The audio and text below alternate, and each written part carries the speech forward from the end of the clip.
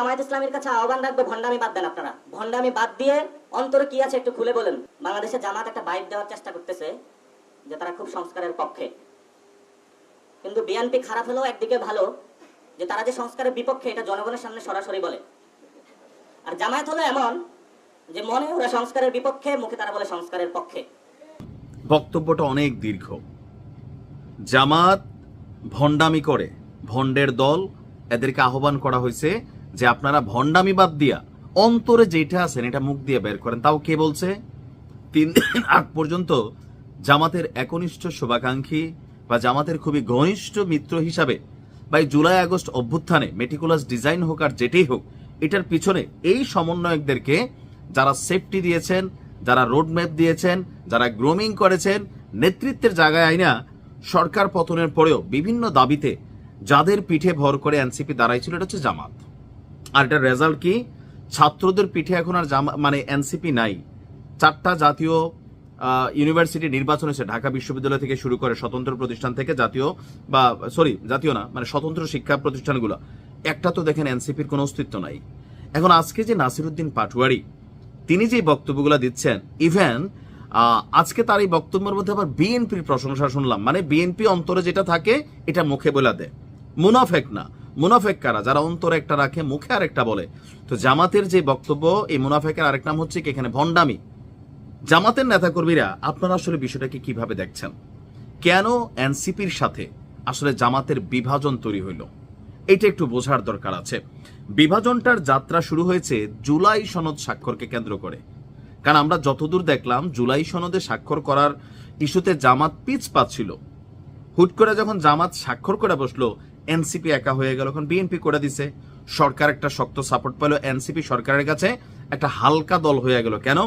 যদি ধরেন এই জুলাই সনদে জামাত স্বাক্ষর না করতো, এনসিপির জায়গাটা আরো শক্ত হইতো। সরকার মনে করতো না তাদের উপর একটা শক্ত শেল্টার আছে বা একটা প্রভাব তৈরির সুযোগ থাকতো। কিন্তু জুলাই সনদে জামাত যখন স্বাক্ষর করে ফেললো, বিএনপি স্বাক্ষর করে ফেললো, বাকি যে দলগুলো আছে রাজনীতির মাঠে, এনসিপি ছাড়া এই মুহূর্তে জাতীয় পার্টির তো দাওয়াতই দেয় না সম্ভবত, সরকার একটু চাঙ্গা চাঙ্গা ভাব হয়ে গেল।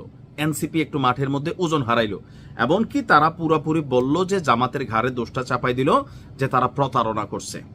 এমনকি সংস্কার ইস্যুতে যেখানে আমরা প্রতিদিন দেখি জামাত সংস্কার নিয়ে কথা বলতে বলতে মুখে ফেনা তুলা ফালাই দেয়, এখন এই যে এনসিপি নাসিরউদ্দিন পাটোয়ারি যে অভিযোগ করছে যে জামাতের আমির থেকে শুরু করে যারা দিনরাত্র ইসলামের আইন এই বিভিন্ন বক্তব্য দিচ্ছেন, সংস্কার চাচ্ছেন, দেশকে এইদিকে চাচ্ছেন, ওইদিকে তো আপনারা আসলে অন্তরে অন্তরে অন্য কিছু করছেন। আপনারা মুখে সংস্কারের কথা বললেও আসলে সংস্কার করছেন না। এখন এই বিষয়গুলো কিন্তু আমরা আমজনতা জানি না। এটা জানে কারা? এনসিপির সাথে জামাতের বৈঠক হয়, একসাথে চা বিস্কিট খায়, অথবা পেছনে পেছনে অনেক আলোচনা চলে। এই নির্বাচনের আগে কত কিছু যে পেছনের দরজা দিয়ে ঘটতেছে। এখন এই যে বিভাজনের পরে এনসিপির এই ধরনের বক্তব্য জামাতের রাজনীতিকে কোনোভাবে প্রভাবিত করে? কিছুটা করে। আবার অনেকাংশে এনসিপি নিজেই এই ধরনের বক্তব্য দিয়া সোশ্যাল মিডিয়াতে তারা এতদিন যে একটা ব্যাকআপ পাইতো জামাতিদের, এখন আবার ধরেন হ্যাঁ না ভোটেও কিন্তু জামাতের একটা ব্যাকআপ তারা পাচ্ছে।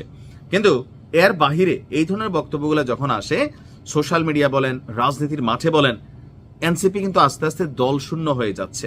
আবার জোটের ব্যাপারও বলছে। এই নাসিরউদ্দিন পাটোয়ারি বলছে 1971 সালে জামাত অনেক আকাম করছে, মানে রাজাকারের ভূমিকা যেটা ছিল, স্বাধীনতা বিরোধী যে অবস্থান ছিল, নাহিদ ইসলাম বলছে এদের সাথে জোটে যাওয়ার প্রশ্নই আসে না।